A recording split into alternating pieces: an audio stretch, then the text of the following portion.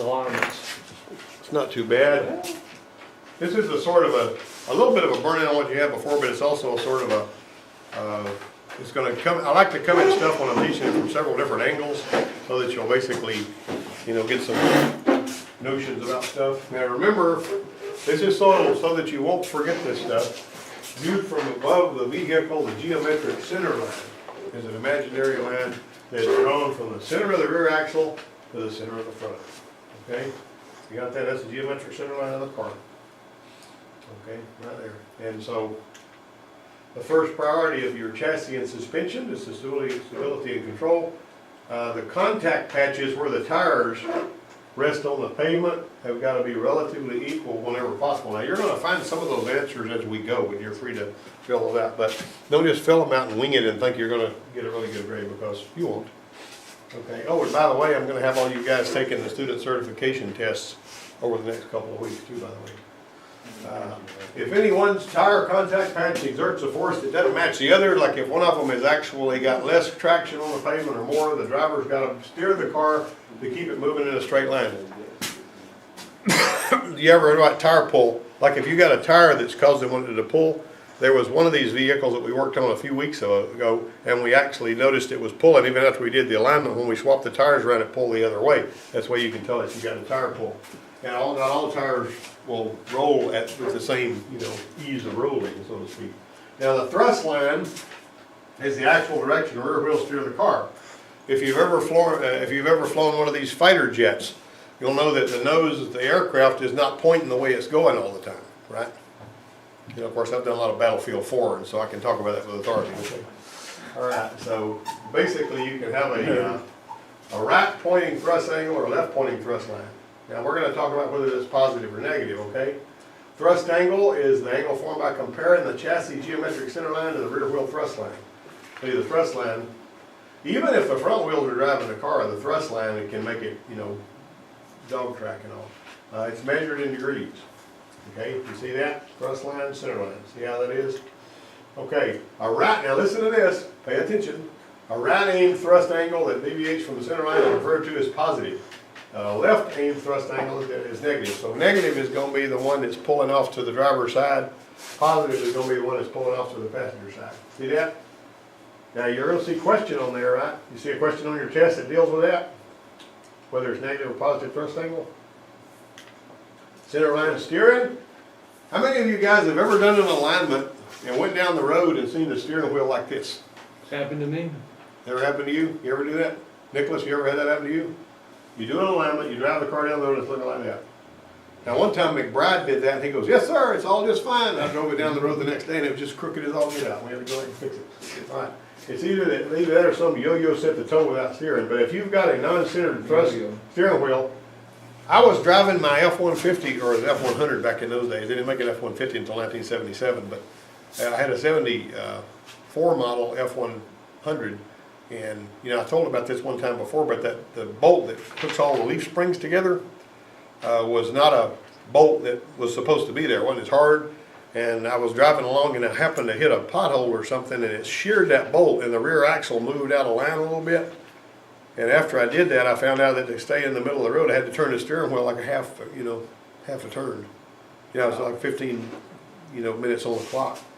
And then I had to go back and straighten the axle back up under the truck and put a good bolt in there that would shear again, But anyway, the geometric center line, no two-wheel alignments. No two-wheel alignments. You had a two-wheel alignment in the olden days, it just align the two front wheels and not worry about the back ones. That's what they used to do. All right. Geometric center line alignment involves aligning only the two front steering wheels using this geometric center line as the only reference. We don't want to use just the geometric center line because that doesn't line up. If the rear axle will align with the rest of it, that's the old school approach to wheel alignment, and it's now considered obsolete. Always check the rear axle first. Well, you remember sometimes when you're checking the rear axle first, you'll find out that everything back there is seized up and you're going to have to do major surgery in order to get it straightened out. You remember the one that you there. Now, thrust condition always causes the front wheels to steer in the direction of the thrust line. You see that? Is that a question on your test? A thrust condition, what? Always causes the front wheels to steer in the direction of the thrust line. When you're adjusting the direction of the front wheels, they always set parallel to the steer direction of the rear wheels. defined by the actual thrust line. If the rear isn't straight, it needs to be fixed first. You gotta pay attention to that. Now, if the top of the rear is leaning in, what is that? That's negative. Negative camber. Camber. That's right, negative camber. I was gonna see if you guys will get that. I got it. Yeah, It's first I got leaning deer in out, the it's headlights for a positive. minute. Huh? If it's leaning out, it's positive. Leaning out is positive, leaning in is negative. See how much you've picked up in such a short period of time? All right, when lining the front wheels on a vehicle, it offers no rear wheel adjustment. Setting the front wheels according to the thrust line is the only accurate method of front wheel alignment. The only accurate method. So you're gonna have to fix that. If the rear wheels or axle aren't lined up right, that ought to be dealt with, see? You gotta fix that. Never perform a front wheel only alignment on any vehicle because it's impossible to know if the front wheel is parallel to the rear. Front wheel steering only alignment is dead and we should let it rest in peace. I will tell you, it's one of the craziest alignments that I did in recent time was a four-wheel drive 91 Dodge pickup. And there was only one toe adjustment on that particular one. It just had one bar going all the way across in the front. And some of them you're gonna see where you'll have what looks like two adjustments, but one of them centers the steering wheel and the other adjustment sets the toe, which is really crazy. Okay, but this particular one, the 91 model, whenever you got the toe set, you didn't center the steering wheel first, you set the toe first and then you centered the steering wheel by taking the nut off, pulling it off and putting it on there straight. That was the factory way of doing it. All right, measure both axles always.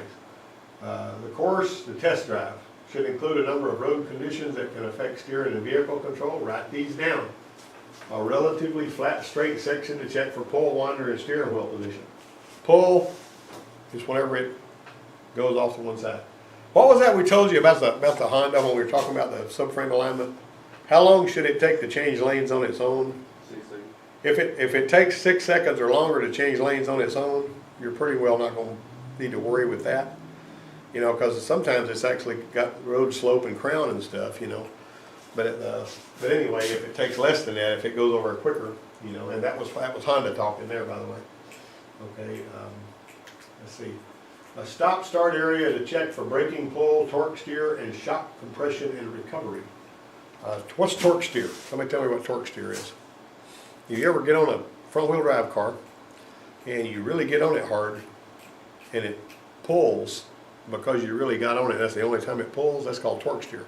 Now the reason it does that is because on a lot of these cars, and it used to be worse than it is, they re-engineered a lot of these front ends now, you had one short CV axle and one long CV axle. Okay, of the short and the long CV axles, which one of them is going to twist more? Short. Long. The long one is. And so if the short one is going to try to get ahead of the long, you know, the wheel that's being pulled by the short axle is going to try to get ahead of the other one, and that causes it to go that way. I drove a 85 or 86 model Escort one time. It was a really strange car. I don't know if I've ever seen another one like it. But it looked like a plain old little car, except the grille was kind of blacked out. And it had a sporty flat black trim on it, but it was all factory. And it had a little tiny pancake of a turbocharger on it. And I was thinking, what's a joke of a turbocharger? What's that doing on there? A little thing a little bigger in your hand, you know? And so there was a little green light that would come on when you got turbo boost. And I was just driving it like I would an ordinary Escort when I was test driving it. And I got out there, when that thing hit second gear, and I got into it pretty strong to get out into traffic, that green light come on, it broke the tires loose, and it torque steered, just about pulled me off the road. I was stunned how much get up and go that thing had when I hit second gear, and that turbocharger kicked in and went, anyway, that was torque steer. Okay, shock compression is what? Shock is about something. You know, if you're doing all that, if you got a bouncy road. And recovery, you know, what you're gonna, how much, and here's something else I want to know. And when I'm turning, not just for that, well, if I'm turning, does it want to come back to the middle? I mean, you'll know if you drive one that don't feel right. Your car, whatever you're used to driving, and when you're turning and you come out of a turn, it kind of only comes back to the center, doesn't it? Okay, what if it doesn't want to come back to the center? What you gonna look for? Steering parts. We got caster issues usually, or if we got something bound up. You know what I mean? So think about that. Just remember that if you may run into this situation, you don't want to be totally clueless. But if you got one that doesn't want to recover, I'm gonna raise that thing up and I'm gonna see how easy it turns and where it wants to be when it's up off the ground. And then I'm gonna set it down, you know. And basically, you remember what I told you, when you turn your wheels all the way one way, if you've got a tape measure on the bumper, you'll see the bumper raise up a little. Then you turn back and it'll bottom out in the middle and it goes up on the other side. That's why it wants to be in the middle, because gravity's always pulling it down, see? That's what the deal is on that. Anyway, you're gonna have to have a dip and a bump to check for bump steer, bottom and the vehicle. In other words, when you hit a bump, does it try to go one way or another? You know, this bump steer is gonna, you know, pull it. And if you've driven one of those, you'll know about it. All right, you gotta have a right turn and a left turn to check for steer and return and body sway. Steer and return is what I was just talking about. Body sway, you know, is how much does it tilt when you're going into the turn. Let me ask you this, what if you've got a lot of body sway? If you turn one way and it feels like it's gonna, and you know what I'm saying, it feels like the car's trying to tilt over whenever you're turning, what prevents it from doing that? Back when my dad had that Volkswagen bug shop, he got an old 58 Volkswagen. I guess it came originally from Germany because it had them funky turn signals up here in the B-pillars. It would flip out when you turn on the turn signal. It was a pointer that would come out. It was a strange thing.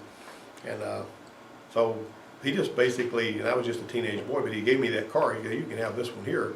And so we threw an engine together and slammed it in there. And I went driving that thing down the road and I said, I came back, I noticed that every time I turned the wheels, it would just, you know, felt awful. It felt like it was going to turn over. It was just terrible. And I came back and said, this thing drives terrible. And I says, it just doesn't, when I turn it, it acts like it's going to roll. And I can't stand that.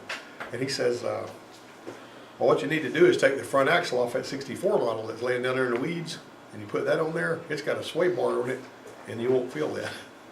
And so I went to the trouble to pull the front axle off that other one down there and put on that 58 model, and it drove like a Porsche with that sway bar on it.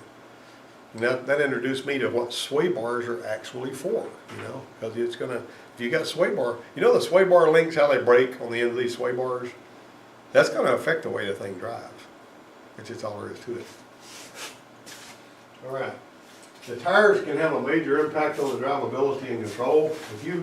If these two tires came off the same vehicle, you see, if this one here is a little bit smaller and it's got a little wear on it, and this one here, see how much taller that tire is than that one?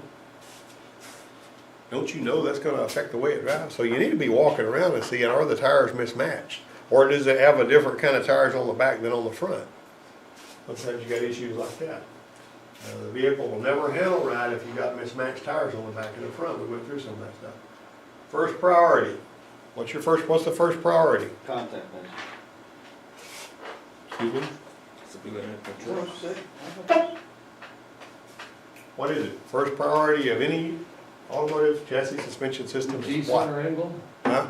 G center angle? Stability and control. Listen to him. Oh, I thought it was contact measure. Listen. Stability and control. I guess in the Navy they listen, right? Oh, you listening? You just- Stability and control. Did he get that right? Did he get that right? Stability and control. You'll be right. All right. There we go. Viewed from above the vehicle, what is an imaginary center line drawn from the center of the rear axle to the front? Yes. Geometric center line. Everybody knows that. Yes. The blank describes the actual direction of the rear wheel steer of the car. Thrust line. Huh? Thrust line. Yeah. The thrust line or thrust angle, whatever, the thrust line. What simply refers to a level steering wheel position when the vehicle travels straight ahead. Center line. You'll be dealing with this over there, you know what I'm saying? Be paying attention, right? All right, you better get good at tires too. What's illustrated by the green line right here? What's the green line? Geometric center line. That's what I'm thinking. What's illustrated by the red line? That's the thrust angle. Is that negative or positive? Negative. All right. Label these. The A is left. Negative. Negative. B is positive. Neutral. C is just the center line. That center line? Huh? That Yeah, box. it's center line steering. The thrust condition, we'll watch it in a minute here. Amazing. A thrust condition causes what? Uh-oh. Sorry about that. A thrust condition causes what? What do we say it caused? Front wheels just steer the way of the front axle. Let me see what Snap says. Hold on. How old are these? So what was the green and the red line? Huh? The green line was, Hold on, we're gonna go over the answers in a minute. All right, you know what a thrust condition causes, right? Yes. All right, never perform a front wheel only alignment of any vehicle cause. All right, what about your test drive? You guys wrote that down, didn't you? nope, Skip 9. Huh? Skip 9. Yeah, it was well- moving too fast. That's okay. We're gonna go back over these again with the answers. Oh. Sorry about that. A little tickle in the nose here. One is, you know, flat straight section. That's one. You know, area you start and stop. Yep. You know, section where it has dips and bumps. Yep.